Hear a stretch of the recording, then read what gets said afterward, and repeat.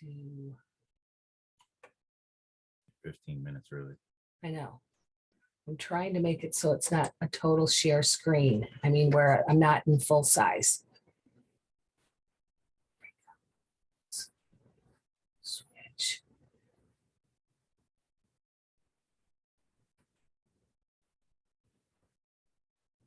Chat. They do it on their end or something like that. I don't know. But I see that we're at full screen. Yeah.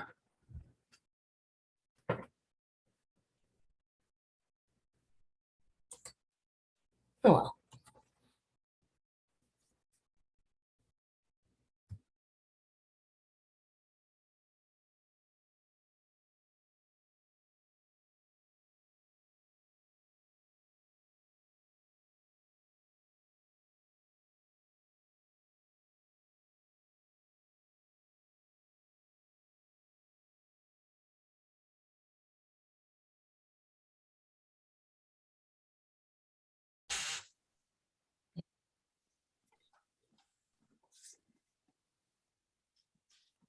Okay, we'll give it just another minute here. I'm going to share my screen.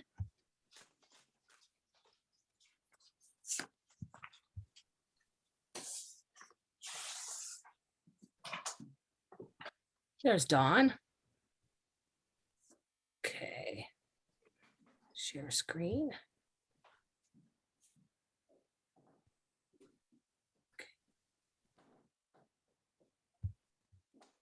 Oh, I want to share it.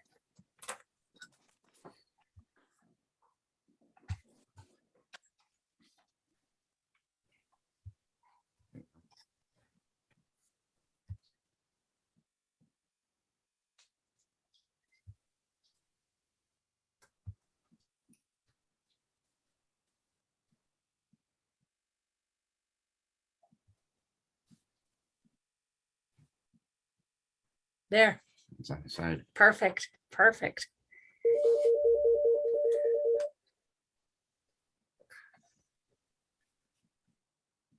Okay, it is 2:00. We'll get started. Hi, for those of you that might not know me, I'm Leslie Meyers, Antrim County Emergency Services Coordinator, and with me is Lieutenant DeCastro. Hopefully everybody's doing well today, and hopefully we won't bore you too much with some of the things, but it might answer some questions that are already out there.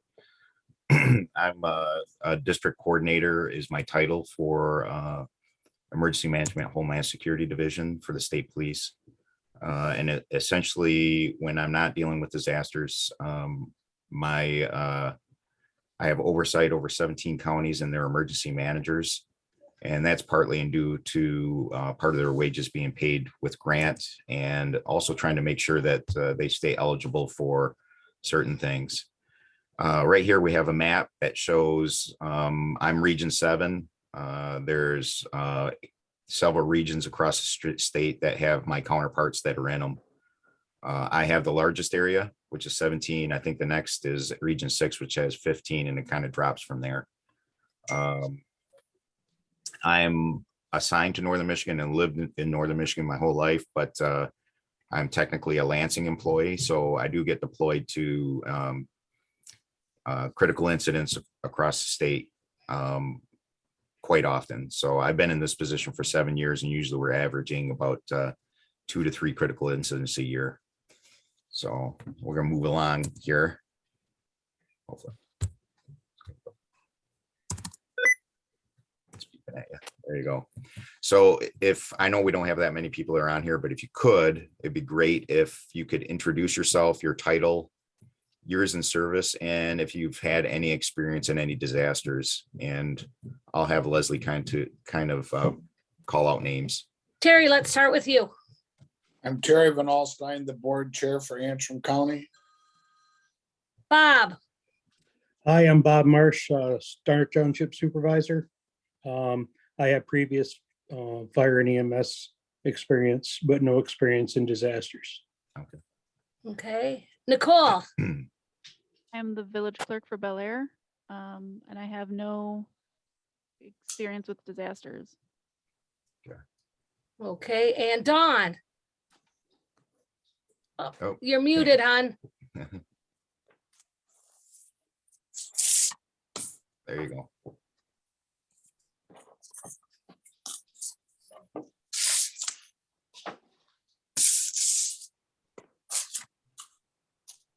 That everybody? Yep, that's it. I guess we're gonna, okay, yep, well, all right.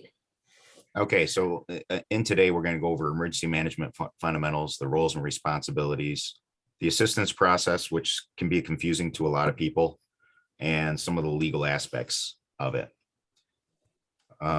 Just so everybody's aware, part of the time I'm going to be talking, part of the time Leslie's going to be talking about her side of things too as well, just because I deal mostly on the state side. So we're going to define emergency management field and systems, examine community leadership roles and responsibility. And that's part of the reason why all of you have been asked to be on this, is because of those responsibilities.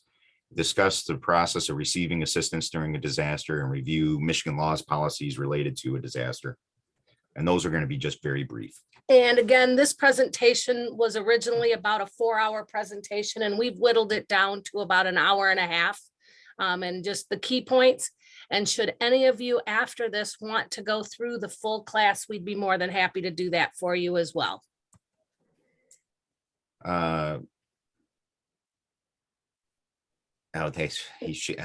They included this just in case you want to write notes or anything like that, in case you have questions also down the road here. We'll try to skip through this.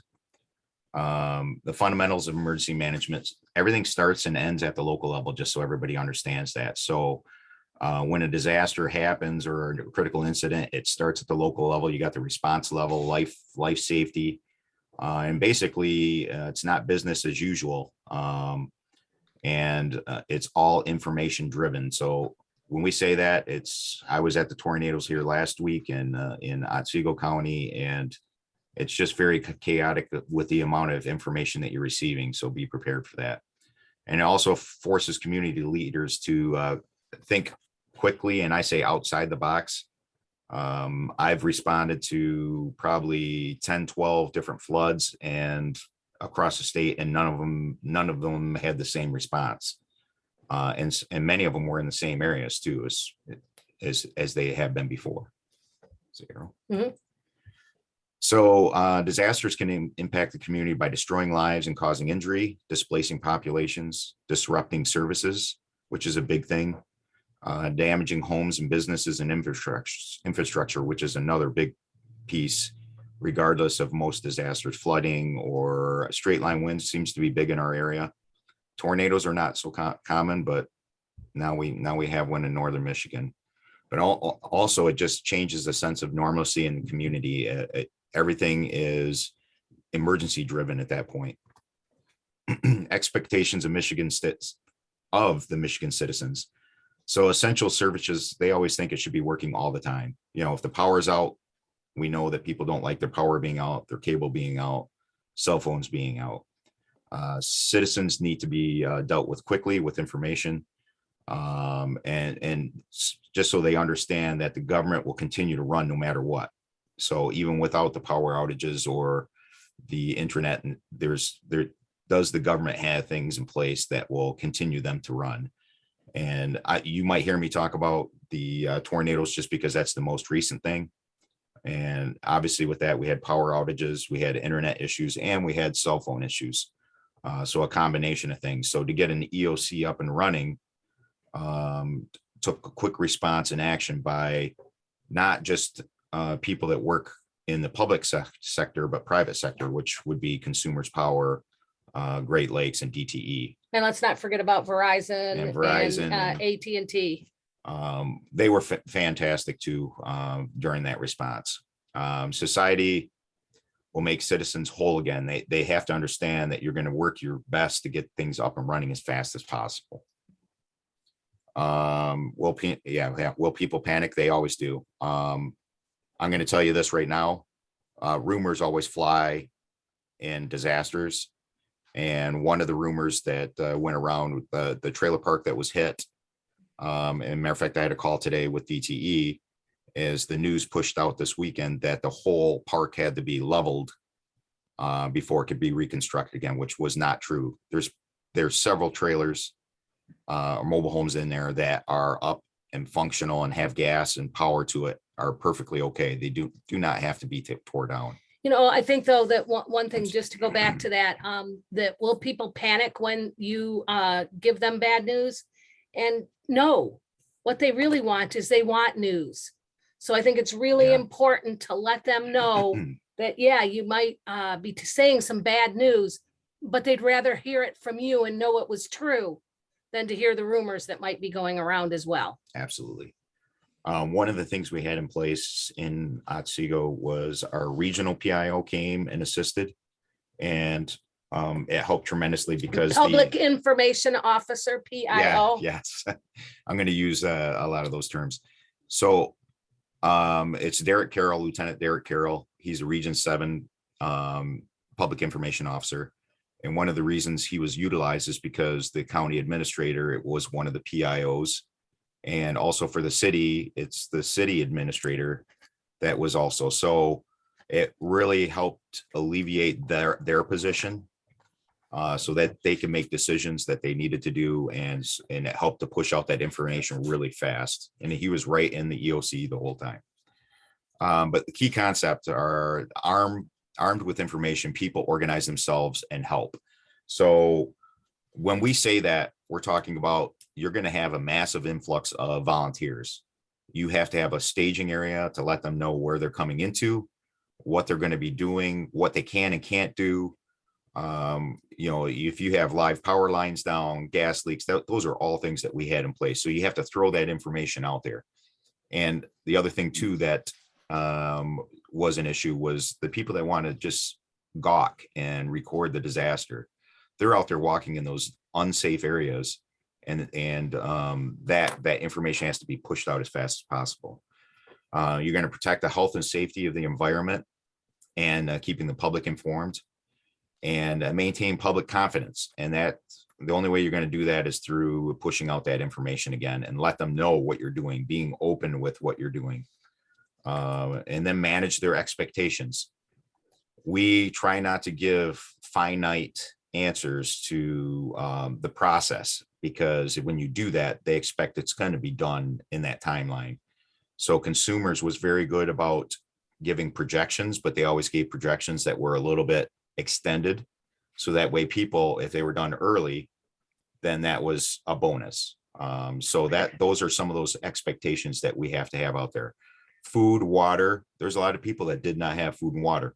We pushed out that information as fast as possible, because those are life safety things and the locations of where to go. Also with 40 plus people that or homes that are no longer there, where is the shelter? Where can they go? And many people went to relatives or friends' houses, but the shelter was utilized. The other thing too is we always say build relationships before a crisis, and that's a lot what Leslie does at her level. Is she is going to be the go-to person for a lot of things, so she builds those relationships. So 2 categories, we have a natural, like flood, tornado, severe thunderstorms, those types of things. Fire is also a huge one, which I had the fire in Mount Morency the week prior to that. And also human made. So terrorism, hazardous materials, power outages, and another example would be the Flint crisis, water crisis. What are the most common disasters? This one was put together in 2016. It hasn't changed too much. You can see that 36% is flooding issues in Michigan. They had hurricane evacuation just because when New Orleans had evacuated people, they evacuated some people in Michigan. So that's why that's in there. But you can see weather, ice and snow, 11%, and severe weather. They have tornado in there. We don't really have a lot of tornadoes in Michigan, but we do get severe storms in Michigan. I thought it was very important to let you guys know that there are 2 distinct different types of emergency. Well, one's the emergency and one's the disaster. And the emergency is a life-threatening event that requires immediate action, but is usually fairly contained. whereas a disaster is a much more widespread event and it overwhelms entire communities. And then I put this together, this list. This is our list of emergencies and disasters, none of ever which have gotten a declaration from the state, but these are the things that we deal with. And I put a D after the ones that were disasters and those that were emergencies. And we know that it started for us in August of 2015 when we had the straight line winds in Elk Rapids, Milton, and Helena townships. It really pounded the heck out of Leelanau County and Grand Traverse, and we got the tail end of it, so to speak. But that was the first time that the Emergency Operations Center had been open since 1995, when we had the Mansalona explosion down there at the Triangle. So we went 20 years without needing an Emergency Operations Center. And then since then, we seem to be getting a little busy over there. 2017, we had the tornado that touched down in Elk Rapids. Fortunately for us, it was only on the ground for 200 feet and did not affect very much a lot of trees. In October of 2018, we had the Kitchen Farms fire. It was a 10 alarm fire. It was a big deal. We had never had a 10 alarm fire in the county before. There was some hazmat issues as well. Then that same month was the Lakes of the North hazmat incident, which was an emergency. I don't know if you guys might remember, but there was a young man who committed suicide out in Manistee. And okay, you'd think, well, what the heck does that have to do with Antrim County? Well, it turns out the young man killed himself with sodium azide, which comes out of airbags. Yeah, the chemical in airbags that makes them explode. And he left a suicide note at the scene, and it said, "Mom, please get rid of the rest of my chemicals and hide my computer." He lived in Lakes of the North. So we had to evacuate the area there, and we spent a good long night out in Lakes of the North that time. In February of 2019, we had to evacuate a apartment building in Mansalona because it was unsafe. We had to relocate all of those people and get that building tip top, or be able to start a full-time shelter so that they had somewhere to go. Most of those people did not have friends and family to see. So that was an interesting one for us. Everybody might remember February 2019, the snowstorm that shut down 131. And we had about 5 or 6 people that spent the evening on 131 in their vehicles. And they stayed in contact with 911 all evening. Fortunately, everybody was okay and they were able to get themselves out of it in the morning. Then in August of 2019, we had the tornado that touched down in Alba, and the straight line winds in the Alden area did a lot of damage. Some of you might remember the 1947 Chris Craft that was destroyed in that storm, made the front page of the news. Well, guess what? Last week, they made the front page of the news again with their rental house in downtown Bel Air. That was the blue house that was on last week's newspaper. They said that they don't like being on the front page of the news anymore at all. October of 19, we had the train derailment in Mansalona. And then we had COVID. There were 2 declarations for our EOC to open. You guys authorized it in March of 2020, and then again in November of 2020. What we did in November of 2020 was deal with the vaccination rollout. And then in May of 2021, we were back to Kitchen Farms, but this time it was a 21 alarm fire. It was a pretty bad one, and it went for 3 days. Then August of 2021, we had the storm that blew out the Alden Highway, and the biggest, fortunately for us, the biggest thing that we lost was the fire truck in South Torch Lake Township was the biggest. Well, that and the road. Putting back together the road was pretty expensive as well. And then again, May 2022, we just had our straight line winds in Bel Air and an EF0 in Star Township. Plus we provided support to Otsiego's EF3 tornado. So I just wanted to give you guys a little background of when it is that I will activate myself And we'll get into some of those details here as we go on. So key terms, emergency management is the managerial function charged with creating the framework within which communities reduce vulnerability to hazards and cope with disasters. And this is coming from FEMA.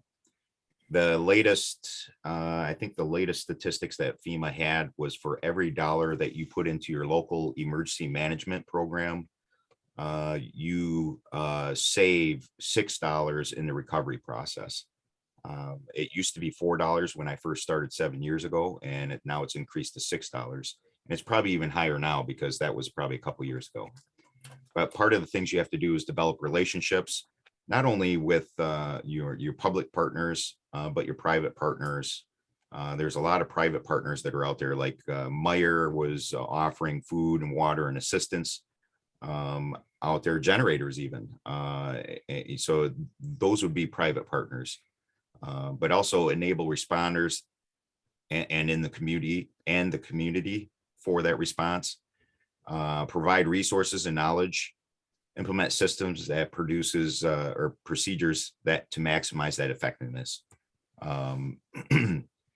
This is a key term that kind of came out with a lot of confusion when they were trying to call an emergency manager instead of emergency financial manager. I think you remember it being in the news several years ago.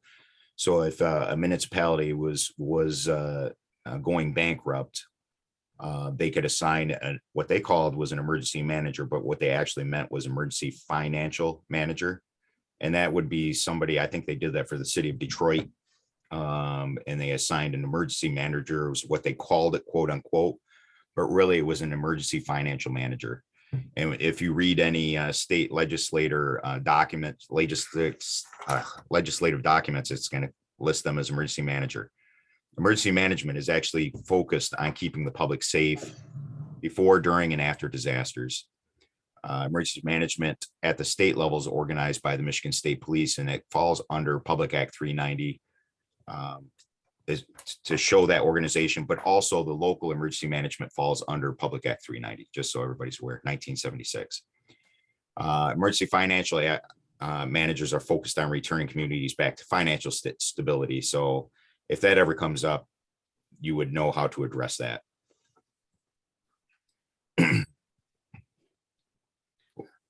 So what does the EOC have to offer to communities before an emergency or disaster? I am there to assist with your preparedness strategies. I can assist with disaster mitigation opportunities and grant applications. For example, let's just use the Alden Highway blowout as an example. If you know that you have a substandard culvert somewhere, there could be disaster mitigation grants available to you, or you know that you've got a certain road that's getting ready to wash out.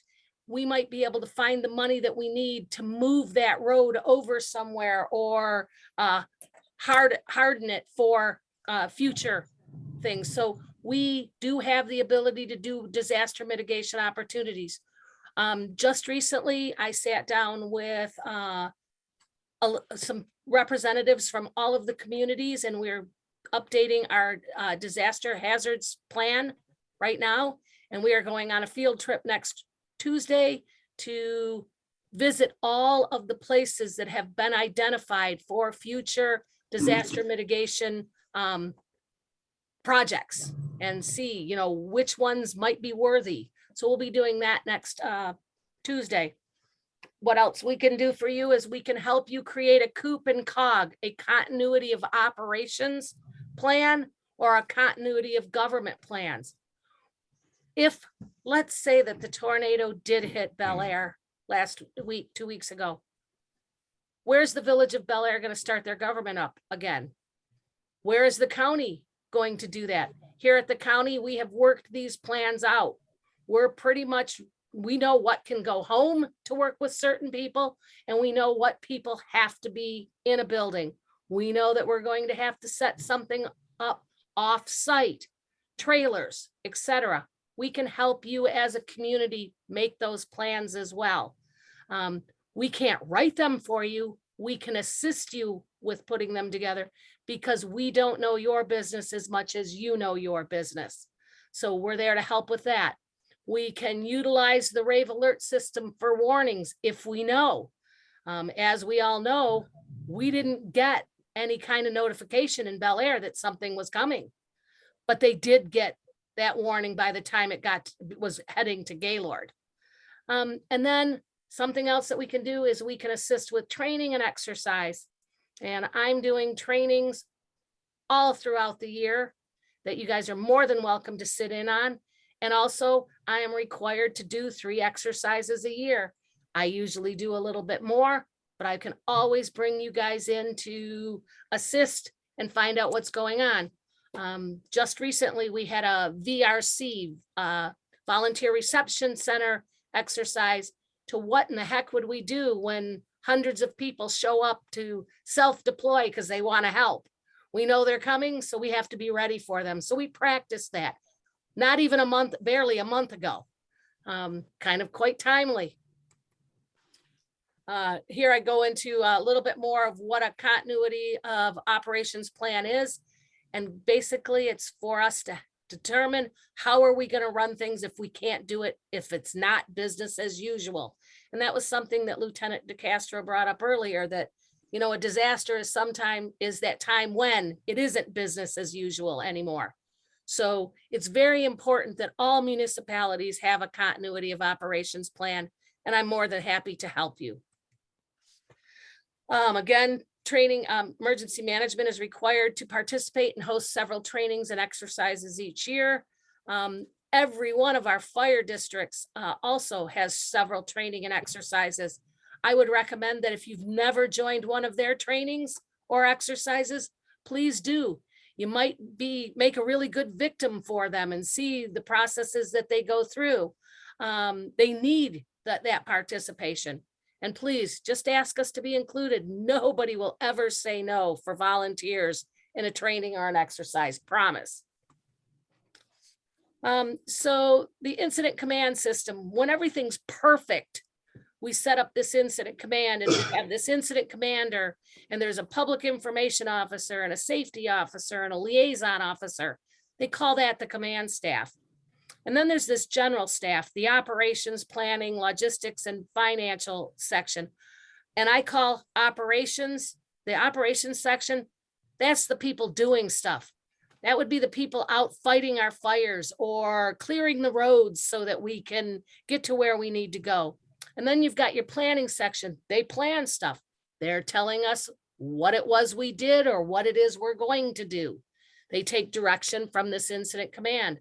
Logistics section, they get us stuff. They're going to be the ones that are ordering up the big, huge chipper or bringing in tents, bringing in the food to feed those volunteers, bringing in the water, managing the water deliveries, etc. And then there's like Brad, the guy that's just got to pay for everything.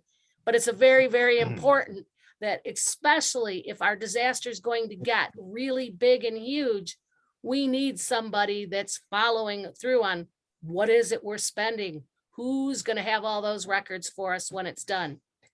We and then technically it doesn't show it in this picture, but up above this whole incident command system is the Emergency Operations Center, and we're doing whatever any of those players down here need. Do they need more volunteers? Do they need more food? Do they need some specialized equipment? Does Brad need some help to do his finances? You know, so we are your liaison to make sure that our guys on the boots on the ground are doing what they are doing. Okay, so how do we manage emergency operations center? It's usually a single facility that represents who, and they say coordinate the response, procure and manage resources for responders, and that's the logistics side of things, makes decisions, planning and operations, and manage and disseminate information. That is a huge thing right there. And then manage recovery efforts. you're always trying to think ahead of time too. As resources come in and resources go out, you have to think about the recovery efforts in that. And then liaison with other agencies and levels of government. So I'm going to use the example that, things went really bad in Star Township and the tornado didn't go just down Patterson Road. It went down the Elba Highway and it took out about 30 houses and there was a lot of damage. Our emergency operations center would be open and we would probably be asking Bob to be in that operations center with us so that he can make some real big decisions of what's going to happen over in Star Township.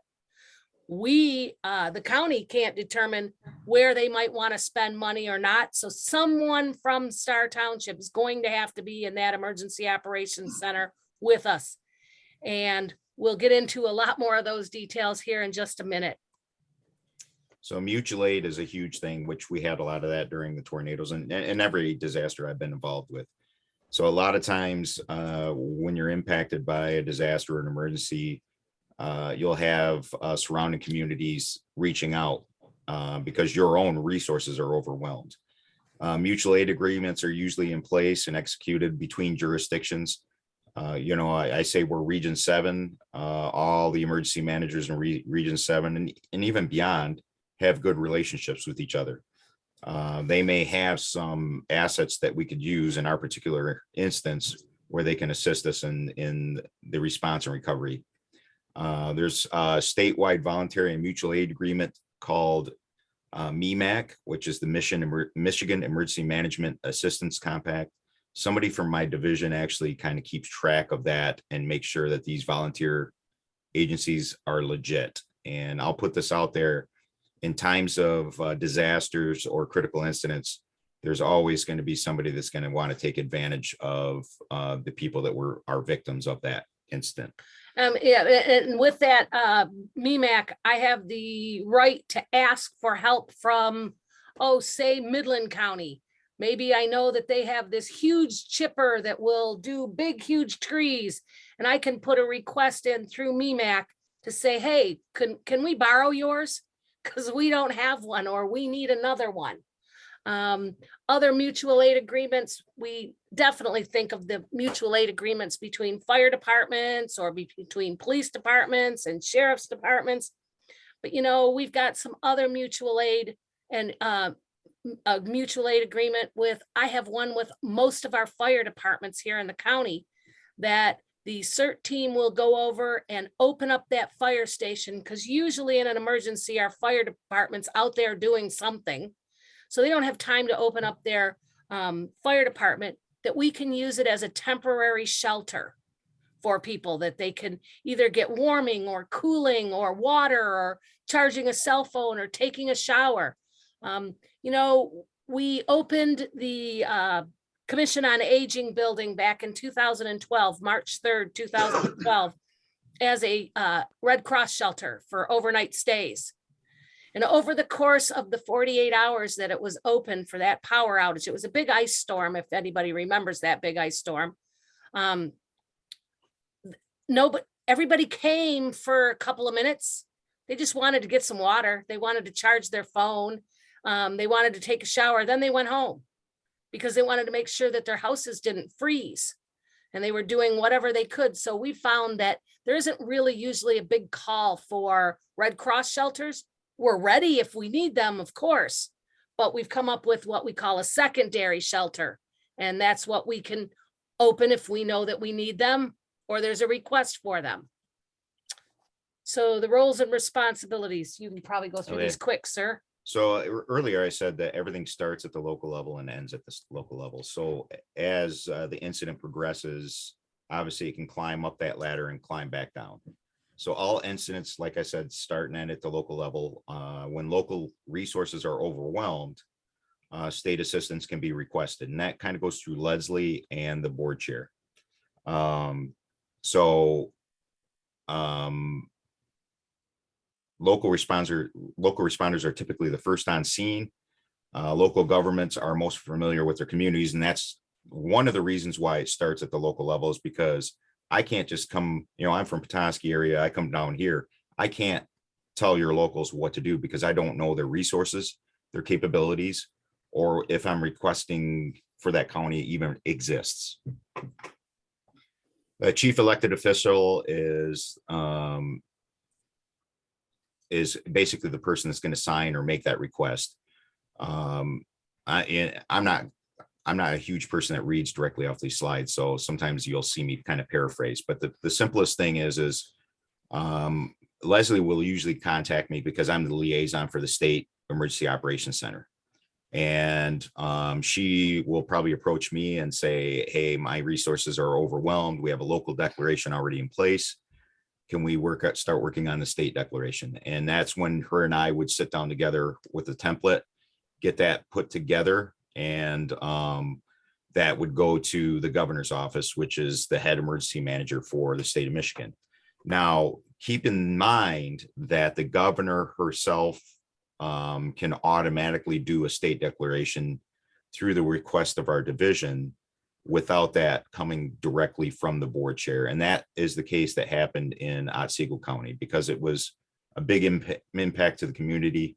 She could do the disaster with the request from our division. And I think it's, again, very important to note that Terry right now has the ultimate responsibility for declaring an emergency declaration or a disaster declaration in the county. Through time, Terry or the County Board of Commissioners has determined that the chairman of the Board of Commissioners probably doesn't have the time to take the training and learn the nomenclature, et cetera, that goes along with it. So they passed that responsibility on to the county administrator. Well, and again, probably the county administrator is juggling a lot of different things too. So he probably, or she, doesn't have the time to go and learn all of the acronyms, et cetera, that go along with emergency management. So they put me in that job to do the daily, day-to-day work. But because the county is an emergency management division on its own, our local communities don't have their own emergency management divisions. They are not required to even think about it until they get to 10,000 in population. And we don't have any municipalities in this county that even are close to 10,000. Maybe a quarter is our biggest. So 2,500 is probably about as big as you're going to get. So we can't have eyes and ears everywhere. So the chief executive officer of the specific municipality, and we'll use Star Township as an example, Bob's got to let me and the Board of Commission chair know that there's a problem, because we don't know what the problem might be that's happening in Star Township, especially since my office is located in Bel Air. So we need to know early on in the process that you think you're going to need help. Right. And because Terry has to declare that local emergency or disaster. If Terry doesn't do that, the state's not even going to look our way. So, and the reason she's bringing this up, because it's come up in the past. So let's say a municipality doesn't notify Leslie or the chair that something is going on, but waits several days and they decide that they want to file something. How does that look to the governor's office when you waited 3-4 days before you even asked for any assistance? They're going to say, looks like you had it on your own, but you waited 3-4 days, even a week to file this declaration. So it's best to notify your emergency manager and right away. And obviously Leslie is always going to be in contact with the chair. So the chief elected officials or chief executive officials at all levels will develop or direct the development of community emergency plans and policies. And this is going to be working along with your emergency manager, because she's going to know a lot of those things. Understand disaster protocols and systems, participate in training and exercises. And she brought that up. The only way you're going to know how to actually respond to things is to participate in these exercises and identify potential issues, which she's discussed that earlier too as well. Okay, so what can the EOC have to offer during We can provide resources to incident command. Say that your fire department is overwhelmed or your DPW might be overwhelmed. I know, Bob, you don't have one, but we could send manpower via our CERT team. We've got 50 trained individuals that are ready to come help should you need them, but we can't send them. We can't self-deploy anything. You have to let us know you need something and we'll be right there. We can provide subject matter experts. Say that, for example, that we're concerned that something might blow out. We can find that engineer that we might need to let us know if it's going to. Should it be sandbagged? Shouldn't it be sandbagged? We can serve as that conduit between you, the state, and the feds if it goes that far. So not only can we help you beforehand, we can help you during as well. Okay, they have in here public official notes. Make sure you have Leslie and the on speed dial, and that is very important. Because usually if you have Leslie on speed dial, she's going to have me on speed dial right after that call. So when preparing for an emergency or disaster, remember to include the needs of your entire community. And the reason we discussed this, and I'll give an example. You might have migrant workers that are working in your county. Do you need an interpreter? You know, that might be something that might be out there. And that's just one small example. When I worked the Flint water crisis, they have a huge deaf and hard of hearing community that was in there. It was an oversight. We completely forgot about them and actually had to take care of that where they sent me, of all people, down there to help with the training with lead being in the water, how to install filters, how to obtain that through the EOC, those types of things. So you have to think about those communities that are out there that might be a little bit more difficult to reach out to. And something that I can think of is that there are parts of our community that does not have internet access or has very limited phone service. So do we have a plan of knowing what areas that is and how we could get to them if we needed to tell them either they needed to evacuate or something? Because we can't just call them on the phone, or we can't expect them to see it on social media. So I can't know those things, those needs that might be out there. And I'm going to need your help to do that. Right. And then again, we're going to emphasize this again, coordinate and build partnerships with other agencies, because that is huge, huge, huge. Roles and responsibilities of the chief elected officials at all levels. Obviously, you're going to ensure health and safety. That's going to be the response. Maintain public confidence and manage expectations. And that will go throughout these response and recovery stages.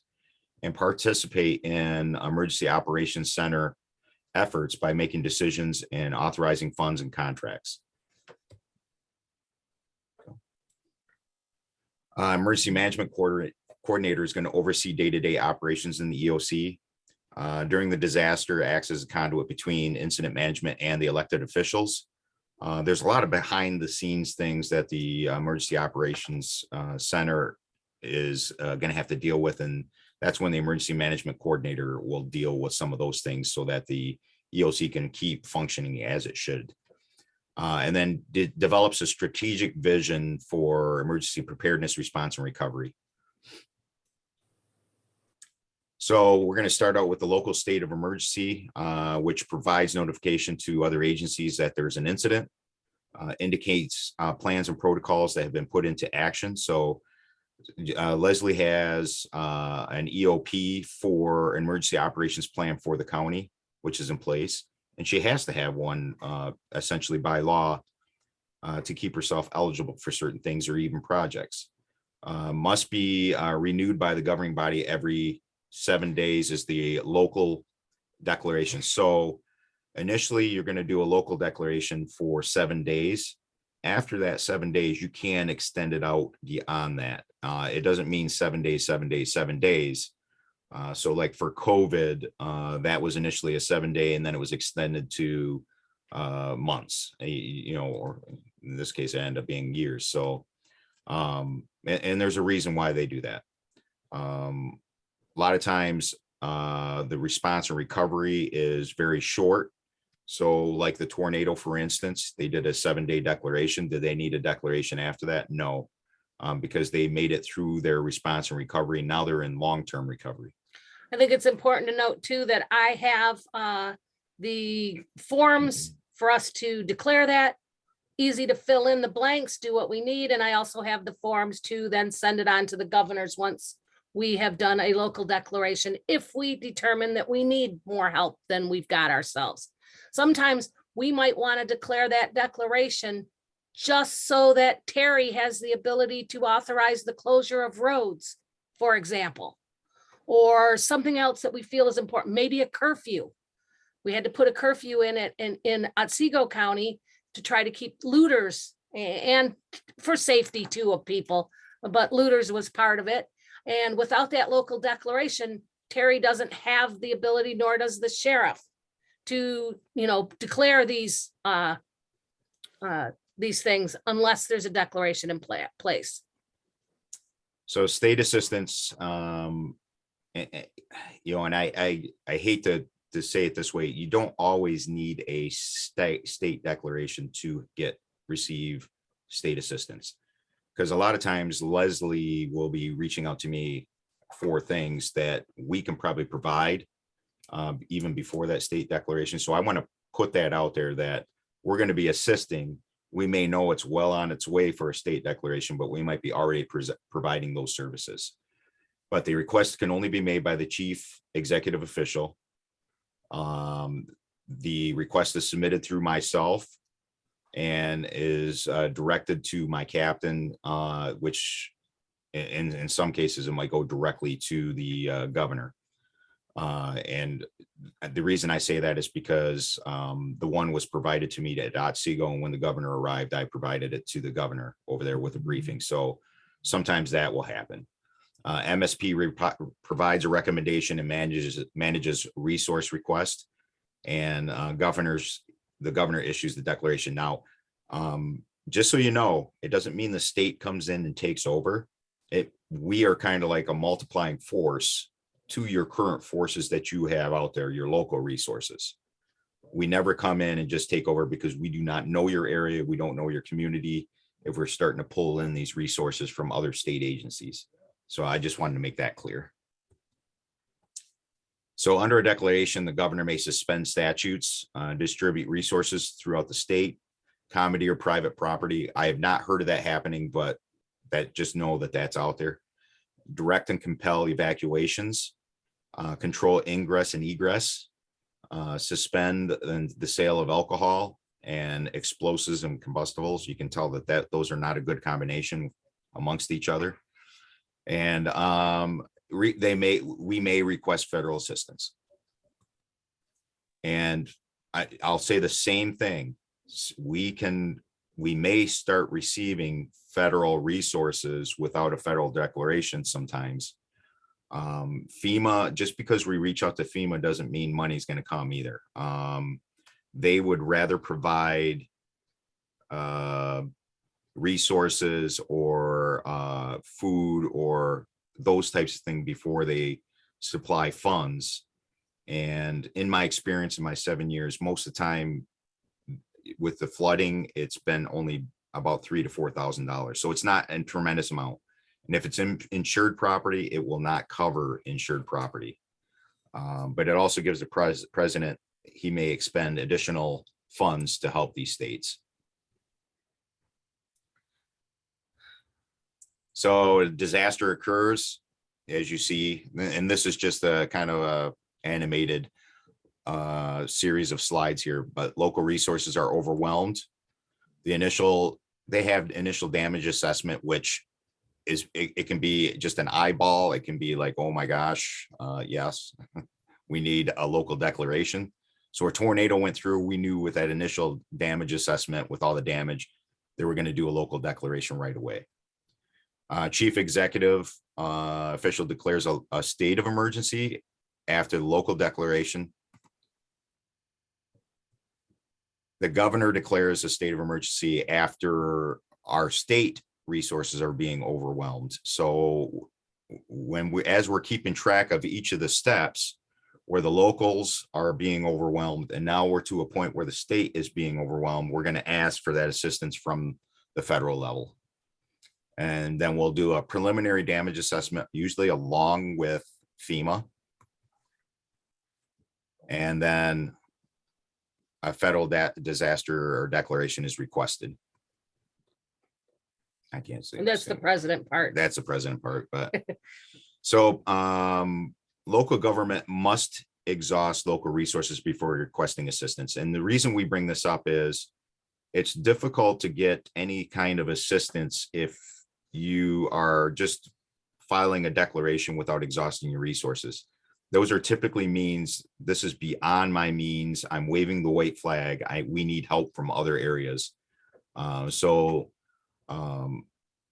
They have in here the declaration process may not always be straightforward because it's not a cookie cutter thing. Every disaster, you could have straight line winds one day and a year later have it, and the response is going to be completely different, and your assistance might be completely different. And again, like it hits a rural area or it hits a residential area. It's a mobile home park. State requests federal assistance through FEMA. FEMA is the agency of last resort, and that's very important to know. So just because they come in and do a preliminary damage assessment, it doesn't mean that anything's going to happen, and we may not see anything happen. We work closely with the local emergency management during a disaster to remain calm. Work closely with your emergency management coordinator for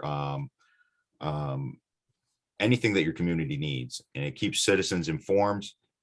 There's many times your coordinator is going to be giving advice to the leaders of the community as far as what should be said, what shouldn't be said, what's the expectations, because you'll need to manage those expectations, and then you have to represent your jurisdiction the best you can. And that's that Leslie brought up, being upfront and honest with everybody. Okay, so what do we have to offer after an emergency or a disaster? And short-term recovery is very important. It could be temporary shelter that we're going to bring to the table. We can do the donations management, because anytime there's something bad happens, everybody wants to come and help. And, you know, where do you put a case or a semi truck full of water? Who's going to take care of it? Who's going to protect it? Make sure it's safe. We can assist with cleanup. We can assist with the debris management. We did a lot of debris management after the 2015 storm. And we have 3 sites throughout the county that we've identified as where we can take this debris. Our CERT team is trained in damage assessment, but we need to know you need us to come help with that. One thing that we do ask with the damage assessment assistance that we provide to you is that we have at least 1 person per damage assessment team to go out with them. Somebody from your community knows way more about your community than my CERT team might. They're going to need someone that knows that area to go out and do that. There is a formalized damage assessment form that goes right through, now it's iPads, and goes directly into the state system so that they know exactly where our issues are. And quite frankly, so do we. It's all organized and done for us.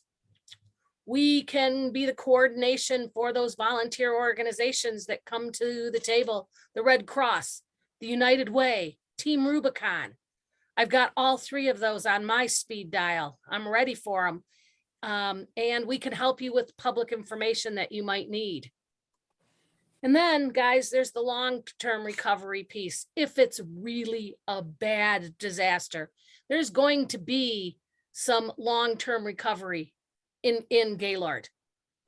And we can assist with coordinating the state and federal grant and assistance programs such as PA, which is public assistance. That goes for public things like roads or buildings that are public buildings, and IA, individual assistance. And that goes to folks that don't have insurance. We can help you prepare that long-term recovery plan. And again, we can help with the public information portion. I want to say that, you know, we have 72 hours from the declaration of a local of a local declaration to ask for help from the state. So the state will deploy the resources if they determine that we have exhausted all of ours. The state will then determine if a state declaration is in order, and then it will be up to the state to determine if they should go all the way on to a federal declaration. But yeah, pretty much we got 72 hours, and I think that that's important that we all remember that. And then this quick checklist. You know, meet with me if you guys have the opportunity before something happens. Let's talk about what we can do for you beforehand. Build those partnerships. Know your fire department. Know your churches in your location. Find those places that could be of help to you when something goes wrong. Make plans before the disaster or emergency strikes. Train and exercise before it happens. And contact me as soon as you feel that a disaster has struck and you think you might need help. Even if you don't, it's okay to stop and tell the cavalry to go home. It's much harder to get this cavalry going. And again, when in doubt, give me a call. And if you don't have me on your speed dial, please make sure that you do. And that's what we have, and we will definitely like to take some questions. If I want to stop sharing, how do I do that? Stop share. There you go. Okay. Does anybody have any questions? Any comments? So in the case of Gaylord, Gaylord had to do a declaration or and then the county then did a state of emergency. And then the state did one as well. Is that kind of the Okay, change? so because the population of Gaylord is under 10,000, they don't have their own emergency management coordinator, so they go through the county emergency management coordinator. Oh, right. Okay. So it would be, even though it's Gaylord requesting the local declaration, it goes through the county, and because it hit several townships as well, it got approved to do it with the whole county. It's just the way they worked it out. The only area that we have like a support plan would be Traverse City, which has over 10,000 people, and they go through their county coordinator as well. They can get their own if they wish, but they help. That's just the way they want to do it in their community. So they go through the county emergency manager over there. The rest of the counties, the 17 counties up here, is it's always going to pretty much go through the county emergency management. Okay, got it. I would, yeah. Thank And, you. and I will say some things too, because I think there's a lot of confusion that just because you do a local declaration doesn't mean, money starts falling from the skies, or even a state declaration doesn't mean that. Because really, because you are public officials or you work in the public sector, your responsibility is for life safety, providing help to those people in any means that you have. And emergency management is just a process. It's steps. And then if you end up getting some assistance in the end, that you consider that a bonus.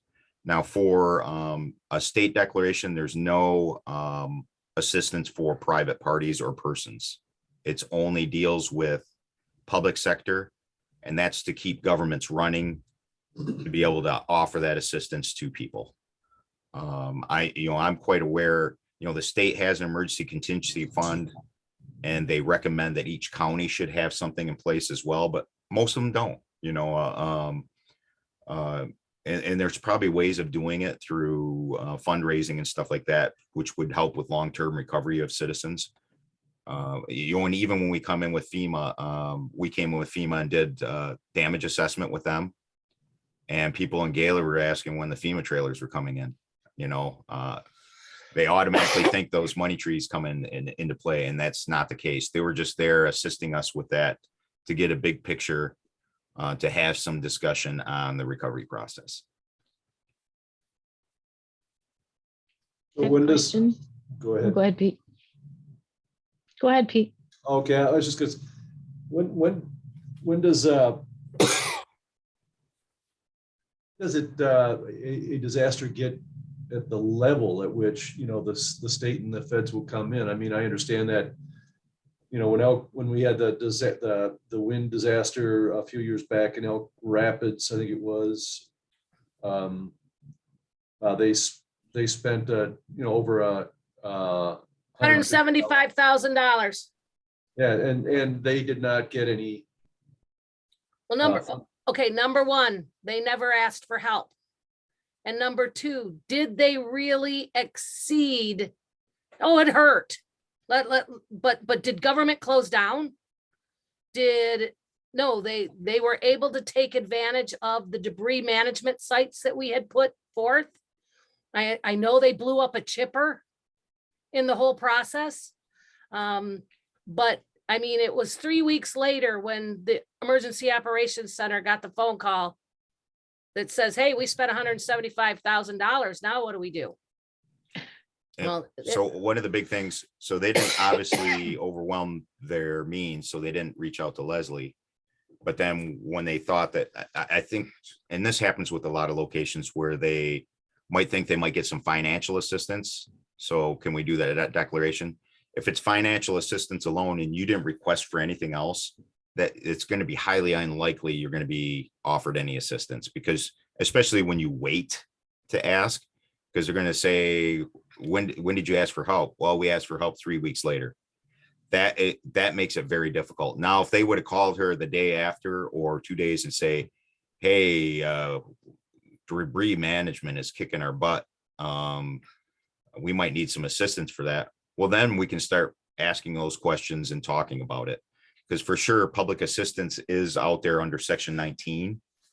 And they may or may not have been eligible, because it kind of goes through the governor has to kind of decide whether they would be eligible for it or not. And it may not cover everything, you know, it might cover a part of it.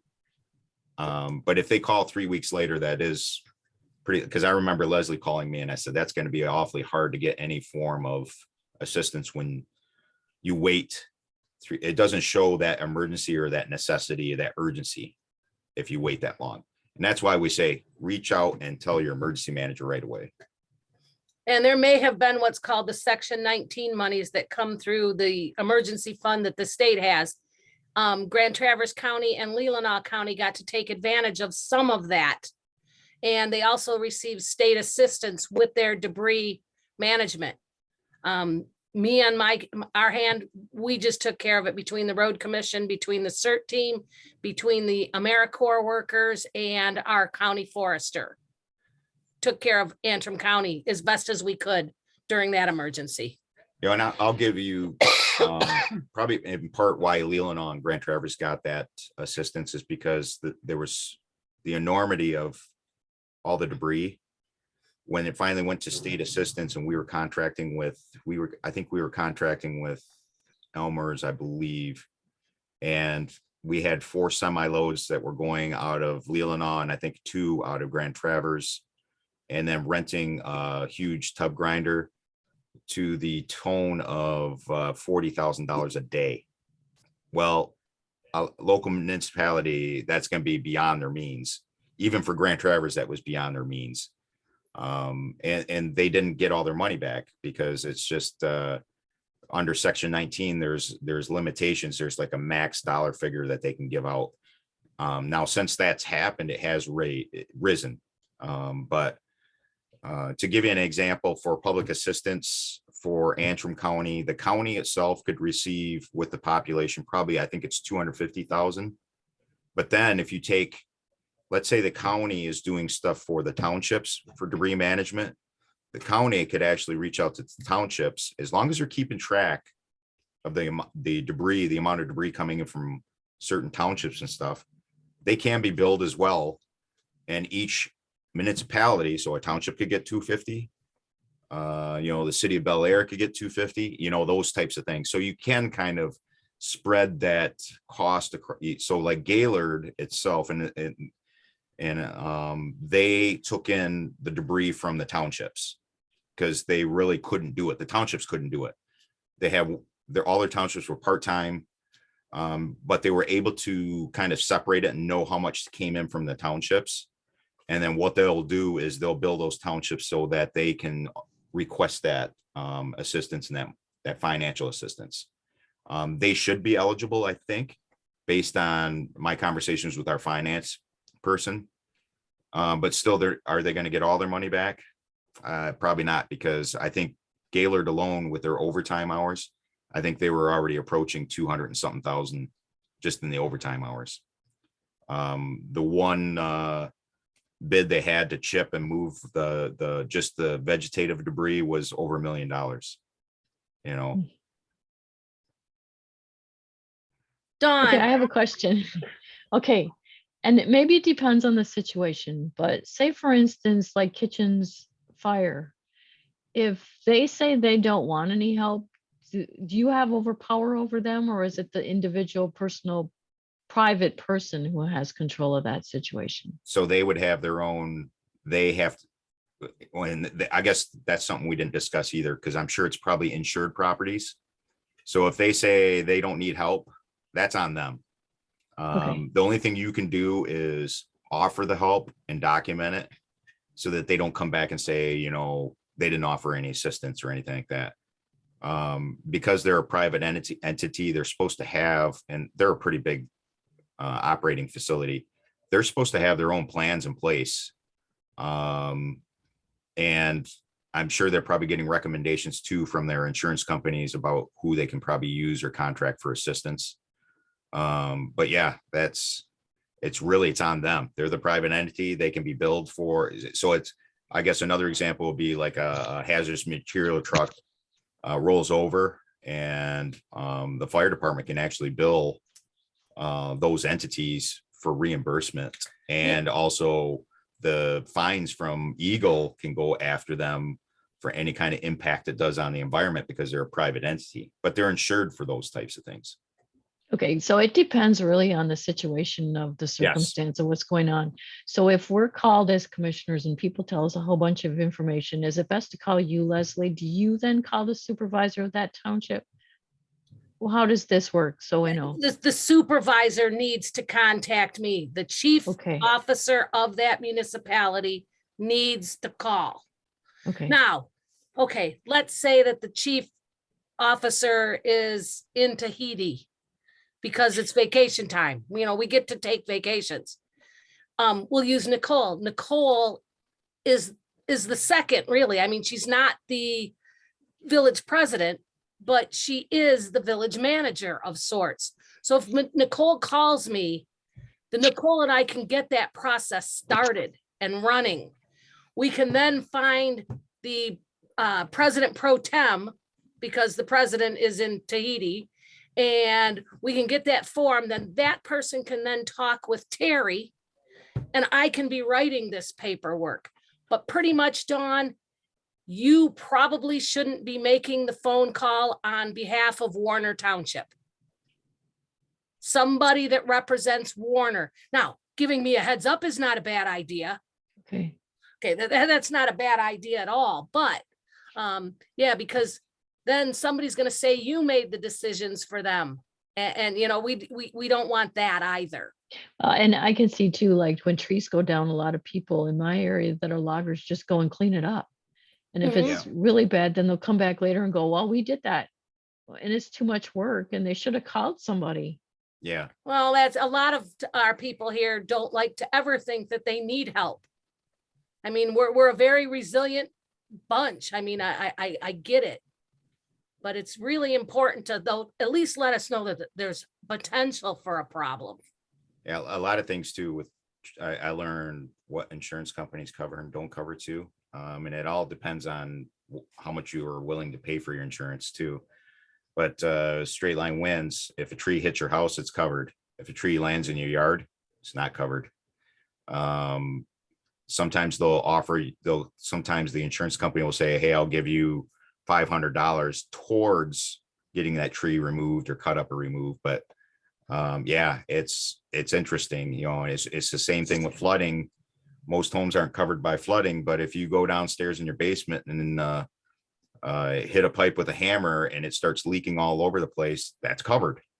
It's an accident, but it won't cover flooding. You know, it's, even though it's the same thing, you know.